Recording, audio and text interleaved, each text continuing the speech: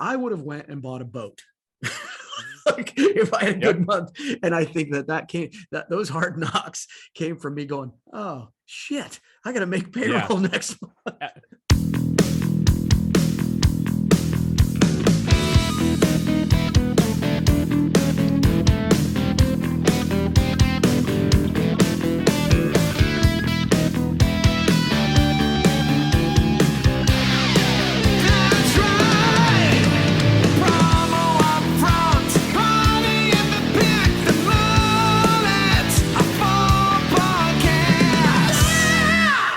Get your motor running, head out on the highway as you listen to episode number 85 of the UPFront podcast. I am one of your hosts, Bill Petrie. With me, as always, the commander-in-chief of cheddar cheese himself, the one and only Kirby Hasseman. Kirby, how the hell are you today? I'm doing well. Certainly still February in Ohio, but we've had a little bit of a break. I think by the time this drops, it might be colder again, but we had at least one day of it not being bitterly cold. And, that always makes me happy. And I've been kind of up in my workout game, and that always, kind of makes me feel a little better. So I'm doing well, buddy. How about you? Good. Things are good. Today is Thursday as we're recording this, a pretty rowdy storm about to blow through. So it's a little dark in my office this morning, but that's okay. And I know, you're kind of demanding I'm demanding some warm weather, and I'm the same way. I'm tired of winter. I'm demanding some warmer weather, but you know what else, Kirby? There are a few things that clients demand more right now. The sustainability. I think you would agree with that, wouldn't you? Yeah, absolutely. More and more often, clients are wanting, dare I say, demanding eco-friendly and cost-effective merch that's here. That's really, and here's the key, that's in stock, right? Yeah, things right. that are in stock too. What you need to do is really look no further than our good pals over at Shepenco. That's right. The revamped pen is made from 100% recycled PET plastics. Think of it this way. When a plastic's recycled, it's pulled from the ocean or plucked from a landfill. That plastic can be transformed and have renewed life in a cost-effective writing instrument. And let me tell you, I have a box of fabulous Shepenco products, and that revamped pen writes twice as much as the cost. So, it's a really great pen. The Encore pencil, it's made from either recycled denim or recycled currency. The News Pencil is made from 100% recycled post-consumer newspaper. And my favorite, and I'm holding it in my hand right now, the Arcus Rainbow Pencil, also made from 100% recycled post-consumer newspaper. What I love about this, and I'm going to pull, can you see that? There's a rainbow tip there as you sharpen it. Super cool. A lot of different colors. Even the packaging is made from 50% post-consumer materials. Kirby, I know you get a lot of client requests for eco-friendly merchandise. Is there any better solution than Shepenco? Well, of course not. I think, one of the things that we've been talking a lot about, actually, it was funny.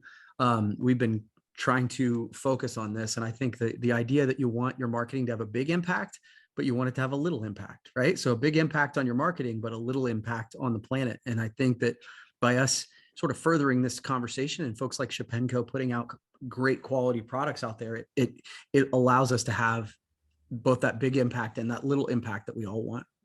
You're right. 100% big impact, huge imprint area, and also little impact in terms of your client's budget. And that shouldn't be overlooked as well. I couldn't have said it better myself. Kirby Earth Day is coming up on Friday, April the 22nd. Now, not tomorrow, not yesterday. Yesterday's too late. Right now is the time to talk to your clients about these beautiful, amazing in-stock and cost-effective writing instruments from our good pals over at Shepenco. Head over to shepenco.com to get your project started today. Well, heck, don't do that. Go bother Alex Moltz. Send him an email. Send him an email at alex@shepenco.com, and he's going to send you some samples, or he might even whip up a few amazing virtuals to dazzle your clients. You're certainly not going to be sorry you did. All right, Kirby, you have got the upfront section of the podcast. Thanks to our good pals over at Shepenco for sponsoring this silliness. Let's go. Let's talk some promo upfront. Yeah, absolutely. So we were blessed to get an email reminding us from Dale Denham about the Direct to You event that's coming up on Tuesday. It's 2/22/22. A lot of twos. Yeah, right. It's Tuesday for 2 days, right? So it's the Direct to You event from PPAI. It's sort of the virtual expo that they did last year as a replacement for the in-person event.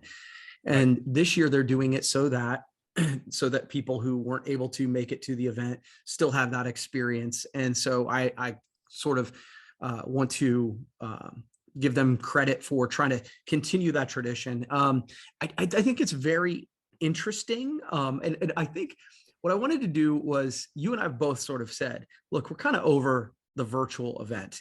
But Yeah. what I've also found is that when really good and interesting virtual events come up, I'm like, maybe I'll go to that one because it's very convenient and things like that. So I have two questions for you, I guess. Number Okay. one, what do you think of the lineup, or what do you think of sort of the direct to you event from PPAI? And then maybe from a big, more 10,000 foot view, do you think these kind of events will keep going once in person is back fully? Okay, I'm going to answer the second question first, just Okay. because I already forgot what the first question is. And I was able to cover that. And you'll remind me what that is. So I think overall, yes, virtual events will continue, just because you're right. I am over the virtual event. I'm also over filling my gas up, or my car up with gas. I'm over a lot of things in life. That doesn't mean that I won't do them. And it doesn't mean that there's not a place for them. Right. I think PPAI and Dale and the entire team there is very, very smart by making sure that there is a virtual event. At first, I thought it might have been a mistake not to do it concurrently. Mm. I am wrong. I think it's Okay. actually very smart to have given it some breathing room. They're going to try to create the expo experience as much as they can in a virtual environment. There's going to be education. I know our education session, which was recorded, is going to be shared. I think you and I have been invited to chat ongoing while that recording is being shown. Dale is unveiling the online 18, which is something he's done for a number of years. You and I have been fortunate enough to be on that list several times. Who knows what this year brings? But I think what they're trying to do is create this environment where the virtual event, you're not missing. You missed out a little bit of Expo, right? If you couldn't get out to Vegas, you didn't want to go to Vegas, whatever. Here's something that is partially the experience and as best as we can do in the virtual environment. So number two, your second question, yes, I think virtual is always here to stay, because there's people who just don't like to travel, or from a budgetary perspective, it just doesn't make sense to. And then the first question was about the direct to you lineup. I think I kind of covered that. I think it's great. I think it's fantastic. Yeah. And so for the most part, I think you and I are on the same page with this. I think that them continuing the tradition of doing this is good. It's funny, you know this, but not everybody does. I didn't attend last year's at all because I was on vacation, and I was like, you know what, I'm going to be on vacation. So this will be my first experience with this. I think here's my take on the future of virtual events. Mm-hmm. I think if they are a unique and different experience, they will continue. I think the idea of trying to capture an in-person event in a similar fashion to and trying to recreate it in a virtual world, I think doing that this year, fine. I get it. Moving forward, I think that part's broken. Going into a trade show booth virtually is not the same. It's quite frankly not very pleasant. And so for either the supplier or the distributor. So I think long term that's going to go away. However, if PPAI puts together a direct to you where it's just speaker after speaker, really interesting table discussions, that sort of thing, I think that's where the future of virtual events really add value, that you maybe even better depending on how it's done than an in-person event, because it's hard to get to all the things in person. So to me, that's where the future of virtual events are. I think what you're talking about, and I agree with you, I think what you're talking about is evolution. It's got to evolve. Right. Yeah. Sometimes that close as you can carbon copy makes sense, right? It really does. And I think this year it does, but I do think there's some evolving aspects of it. Next year, it's got to evolve. I mean, as a species, we have less of an attention span than a goldfish. So we want newer candy, tastier candy, more candy. And so it's got to evolve to be valuable. I've been to virtual events that have been incredibly valuable. I've been to virtual events that have been incredibly valueless. Right. So it's about continual evolvement, and really using an old Paul Bellantome term, using some strategic foresight to understand what your audience is tolerant of, but more important, wanting. What do they want? And that's a tough thing. And I think Dale, I think this year I'm curious to see it. I'm going to be going. I'm very curious to see how it's pulled off, but I'm very bullish on it, quite frankly. Yeah, that's cool. That's cool. All right. Awesome. All right. I've got a bunch on here, but I'm going to talk about something I found an article on, and I thought it was very interesting. This is very just business related. I want to get your take on. I've got a couple questions, but I want to go through this pretty quickly. So it was an article called "Building a Business Midlife," and I thought, okay, that's interesting. And it was really, it wasn't authored by Seth Godin and Gary Vaynerchuk, but it used their teachings to show how you can build a business midlife. And I'm like, okay, I'm a 52-year-old guy. I think you're 46, 47. I don't remember. 48. 48. Yep. We're midlife, right? Yeah, so, in the neighborhood. Yeah.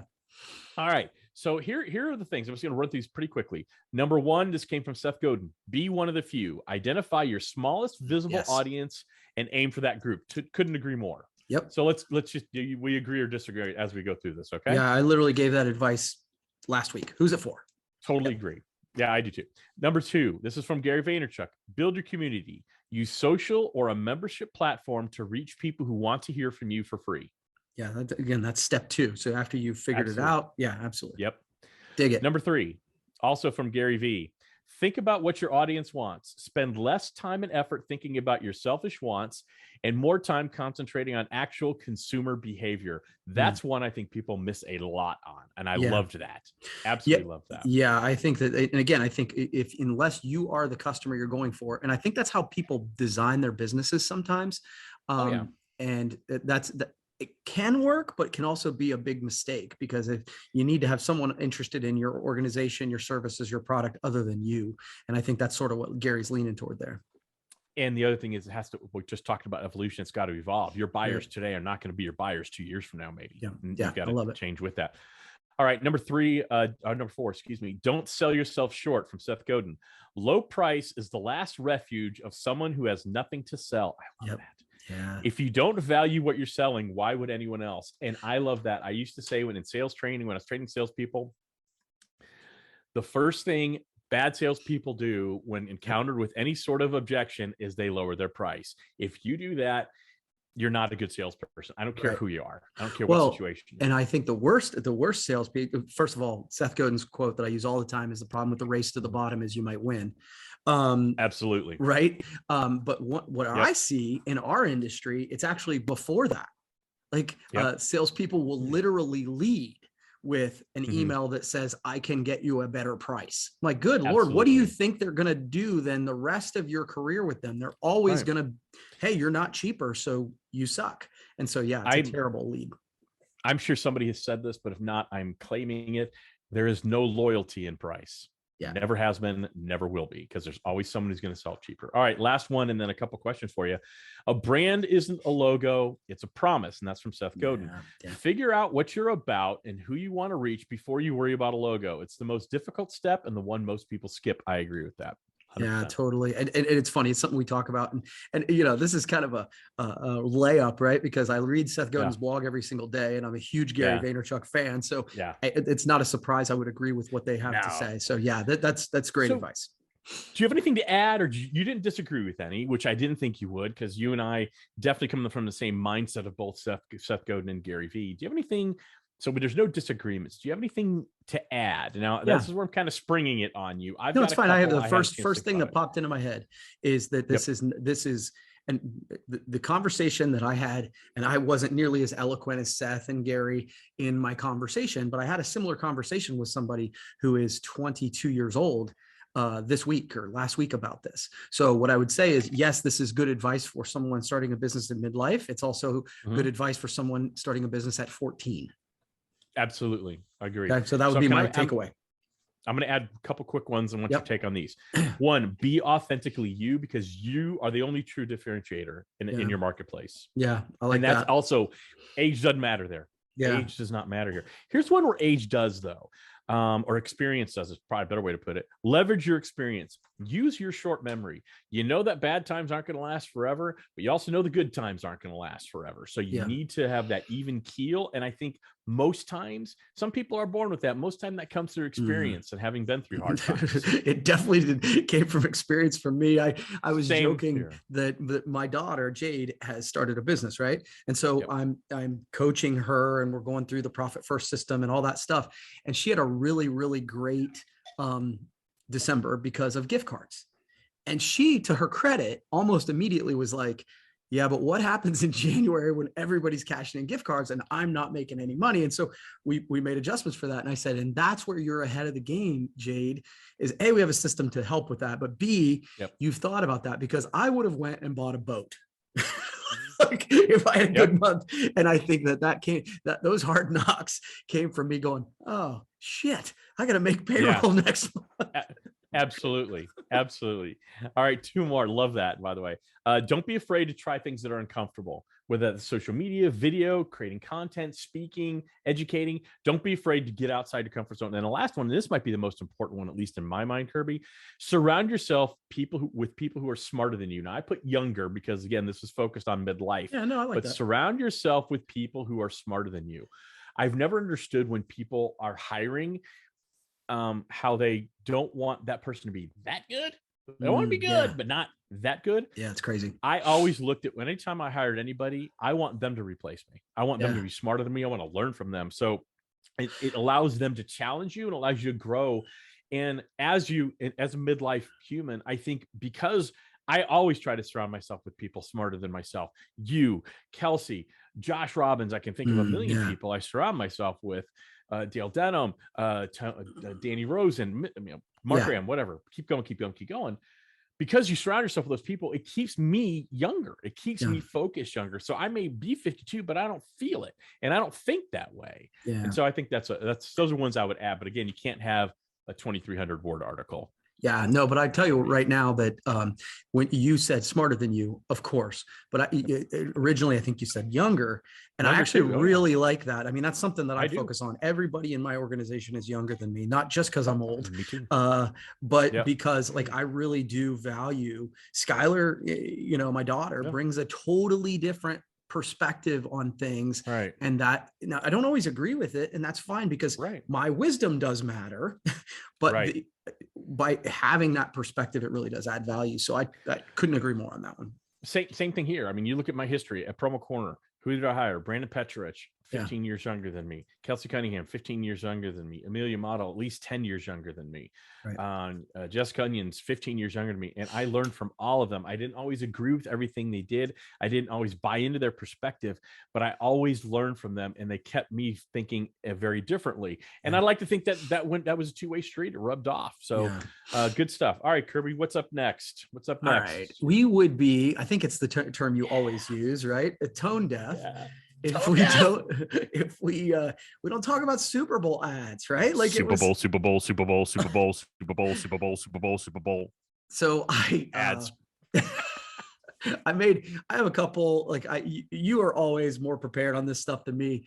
I kind of have my favorite, I have my least favorite, I have a couple others I like. And so I'm happy to organize this however you want. So maybe we start with least favorite and move up. That's fine. I thought we would talk about this. So I did the 3 best from my perspective, the 3 worst, and the 1 what the F. Okay. All right. Well, you're going to have more than me, because I got favorite, least favorite, couple I liked, and then I can pick what the go F ahead. probably. You go. Okay. All right. Okay, I'll go first then. My least favorite. Yeah. And I heard other people liked it. And I think that's the nice thing about Super Bowl ads is in many ways, they're both science and art. Right.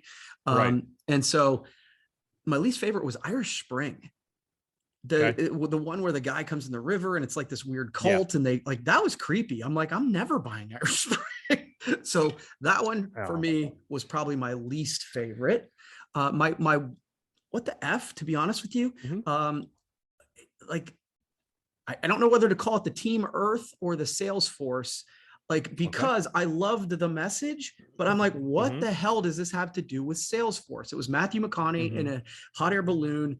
It's saying some pretty cool stuff. I liked what he had to say, but I was like, I really truly don't understand what this has to do with what Salesforce has to offer. So that was Okay. My And then the favorite, best? my favorite was Coinbase.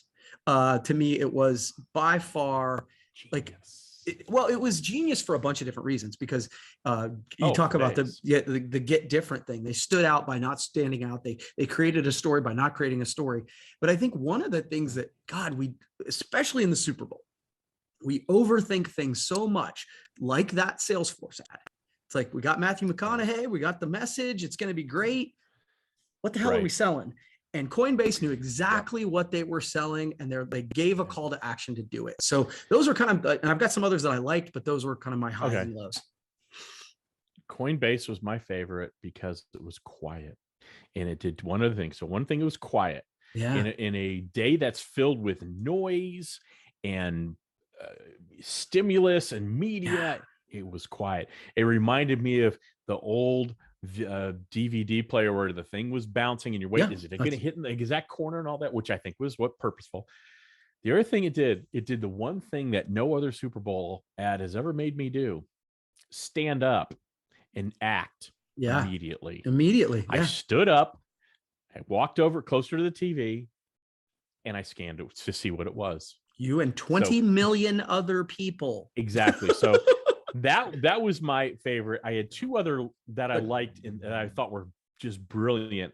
I thought the Lay's Golden Memories, the buddy movie that never was with Paul Rudd and Seth Rogen, was great. I on just my liked list of that. others that I really liked. Yeah, I thought so. And then one other one I really liked, and if you've seen the long form one, it's really great. The Larry David. I knew you'd like that one. You got to go on YouTube. You got to go on YouTube and look for the long form of it. It was for FTX, another crypto Yep, situation. Man, the long form one is really good. But I love Larry David. I He knew can you. do no Yeah, wrong in my book. yeah. So, and what other ones did you like? There was Any other only ones? one other that kind of popped out, and Yeah, it's someone who I historically am not a fan of, but I think that's part of the point. Is the right. one with the Planet Fitness ad with Lindsay Lohan, because yeah, it was. But again, I think the idea of saying, look, you want to get yourself your shit together and get out of the gutter, as she certainly has had, like tie it to our brand. Yeah. I kind of got that. Right. And so I was like, oh, that one I dug. Now, again, of all the ones we just mentioned, that's by far the lowest on my list, but it was Right. one that I did remember after the fact. And so My worst one, sadly, was the Zeus and Hera BMW USA one. okay. I love myself some Arnold Schwarzenegger, and Selma Hayek might be the most beautiful woman on the planet. Yep. I loved the premise, but man, the payoff just was not there. And Yeah. so, you had these star actors, you had a beautiful vehicle, you had a funny premise, but it just didn't pay off for me. It just didn't pay off. Yeah, that wasn't my favorite. One of the things that did Yeah. take away of that one was the lead up to it. I thought was interesting, where they showed Zeus sort of in Palm Springs, and then they drove people to the long form version of it. I kind of like the lead up ads better than the actual ads, if that makes sense. Right. No, it makes sense. Two of the ones I didn't really like, the Bud Light seltzer hard soda ad with Guy Fieri, the land of loud flavors. And God, they're showing that everywhere right now. And I got to tell you, I watch a ton of Food Network, and I am predisposed to dislike Guy Fieri, but I actually really do like him just because the way he looks. He's loud, he's kind of obnoxious, but if you read up about him, the guy is a super sweet human being. He gives so much back, but sometimes his brand just rubs me the wrong way. And I don't want to go to Flavortown if everybody's got that haircut and sunglasses. I do not want to visit Flavortown. Yeah, that one didn't bother me, but I hear you on that. I hear you. And then the Verizon 5G with Jim Carrey as the cable guy. That was a creepy movie. Yeah, I didn't really enjoy. I didn't really enjoy the revisiting of him in my living room. Yeah, totally with you on that one. And I'm a giant Jim Carrey fan, but yeah, that movie was not great. Like, and again, especially because maybe you go back and watch it now. Yeah, it's a little bit like it may be a little bit better because I had such of the expectations of it being a Jim Carrey movie because it was The Mask and it was Ace Ventura and it was a bunch of those silly movies, and then all of a sudden it was that creepy thing that I was like, okay, no. Yeah, that didn't pay off. So, any other bad ones you want to mention? Those are all the ones on my list, my friend. So I have one more. Just my what the F. Okay. The Uber Don't Eats ad with Gwyneth Paltrow eating a candle of human anatomy. Oh, yeah, that was weird. That made me very tense. You're right. Honestly. That was weird. Yeah. I mean, I get the joke. It's fine, but it was just, it doesn't make, again, I'm not talking about whether it was a tasteful ad or tasteless ad. I actually don't care about that. To me, when I'm looking at this ad, it is, does it make me think of the brand in a positive way, and does it move me to action? Those are the two things I look for. And the answer is absolutely not and never. So ineffective. What the F were you thinking? It was a bad idea. I'm with you on that one, buddy. That's a good one. All right, Kirby. Let's wrap up here with something fun. Okay. Topic. I don't know if you've seen this, Kirby. Tillamook. Are you familiar with Tillamook, the cheese company? Doesn't even sound familiar. Sorry. They have a new merch line. Okay. They have a new merch line, courtesy of our pals over at Promo Marketing. Sean Morris and his group there do such a great job. So Tillamook, if you're not familiar, it's a dairy association best known for cheese products. They have a new line of apparel and merchandise. The one that jumped out to me, Kirby, cargo pants with built-in cheese pockets, and a removable which also has a removable pouch designed to hold blocks of cheddar cheese. This is why I called you the commander-in-chief of cheddar cheese, by the way. They also have a purse designed to look like slices of cheese, a can cooler with a little itty bitty pocket to hold a cheese square. Now, we've talked about the trend of brands doing these type of things, and we can joke about it and laugh about it and all that. I actually wanted to have a different discussion here. Okay. How can distributors actually drive this with their customers? I have a couple ideas if you want me to start off, and then maybe you can fill in gaps if I missed something, or do you have any ideas? Yeah, go. You lead the way. I want to hear. Okay. I want to hear what you had to say. So, we talk about these things, and it's like, well, how did Tillamook or how does Arby's or whatever? I really I spent the most time preparing for this podcast actually thinking about this specific section right here. All right, how do we help our listeners actually do this? Because I think you can do this with almost every client. I really do.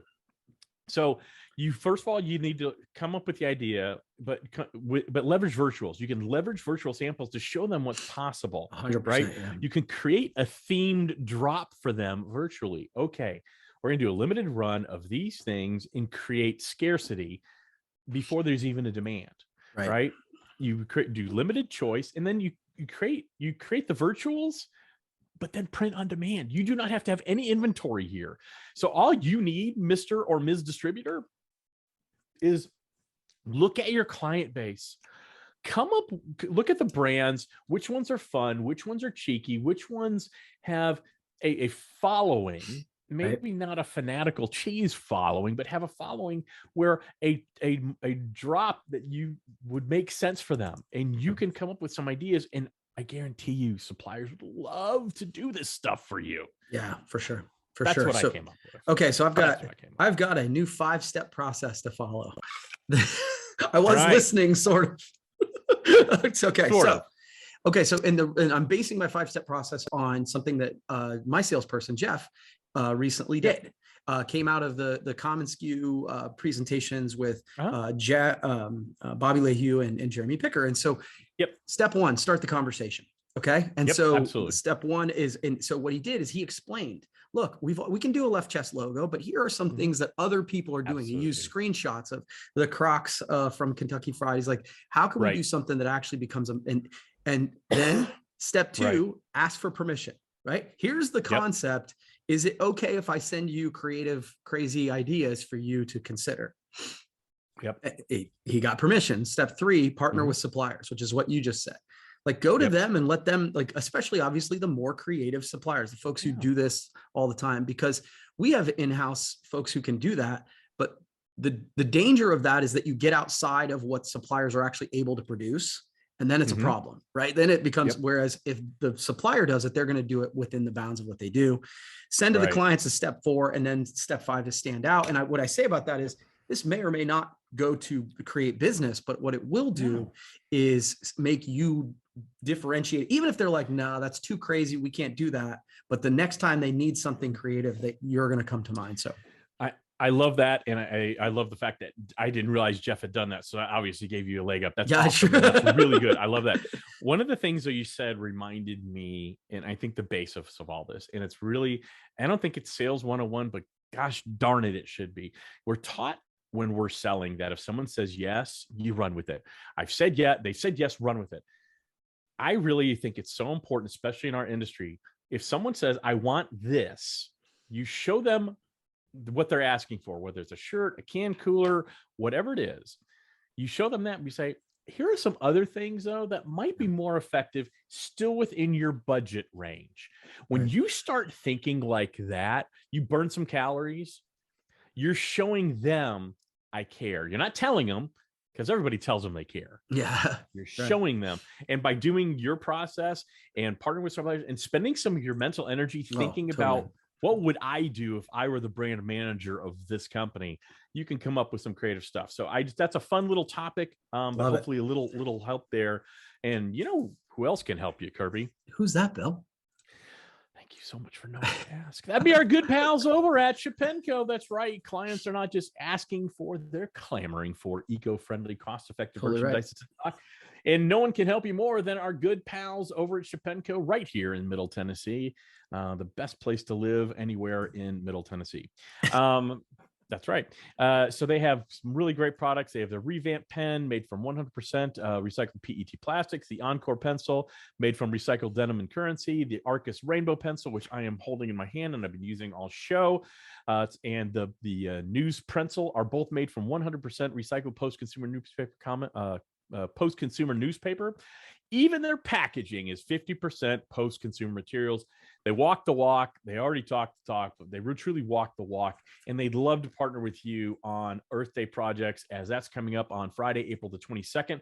So email our good pal Alex over at Shipenco. Alex, his email address is alex@shipenco.com. How convenient is that? So super easy. He's going to help you out. He'll create some amazing virtuals. He'll ship you out some samples, and you can see and touch and show and feel the quality of these fabulous writing instruments that I'm pointing directly at you. Kirby, it's been a fabulous podcast. I hope. I don't know. I don't think it's for us to decide, but yeah. No, it's not. But enjoy the conversation, and we'll see you next week. See ya.